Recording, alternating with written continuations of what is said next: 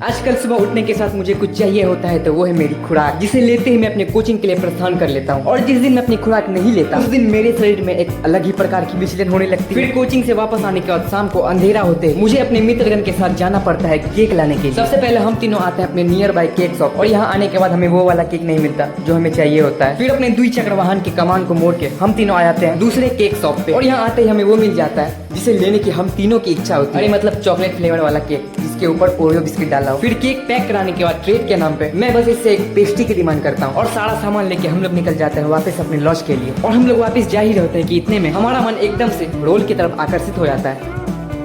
फिर वापस रूम पे आके शाम वाली खुराक लेने के बाद हम सभी लग जाते हैं अपने पेट पूजा की तैयारी, क्योंकि अभी से बस कुछ घंटे बाद यानी कि 20 जून को मेरे रूम पार्टनर का बर्थडे। फिर खाना खाने के बाद लॉज के सारे बंदे को इकट्ठा करके हम सभी लग जाते हैं इसके जन्म दिवस को मनाने की तैयारी में। और पेश है आप सभी के सामने मेरा इंट्रोवर्ट रूम पार्टनर, जो आज पहली बार ऐसे खुल करके मेरे कैमरे के सामने आया है। और ये भावनाओं के बीच इतनी जल्दी बह जाता है कि केक काटने के बजाय बेचारा ताली बजाने लगता है। कोई बात नहीं, खुशी का माहौल है, ये सब तो होता रहता है। फिर एक एक करके सबके हाथों केक खा के और खिला के हम सब खुशी खुशी और बड़े मजे से इसका बर्थडे सेलिब्रेट करते हैं। और इनकी खुशी का तो कुछ कहना ही नहीं। और सबको केक खिलाने में मेरा रूम पार्टनर इतना बिजी हो जाता है कि मुझे इसके हाथों केक खाने के लिए इसके पास जाना पड़ता है। और सबसे अच्छी बात हमें ये लगी कि इसके बर्थडे पे लॉज के सारे बंदे प्रेजेंट होते हैं, और घर से बाहर होने के बावजूद भी घर से बाहर होने वाली फीलिंग नहीं आती। फिर खुशी खुशी इस कार्यक्रम को समाप्त करने के बाद हमारे हाथ इतने सारे केक लग जाते हैं। और इसी के साथ हमारा ये आज का मिनी ब्लॉग भी यही एंड हो जाता है।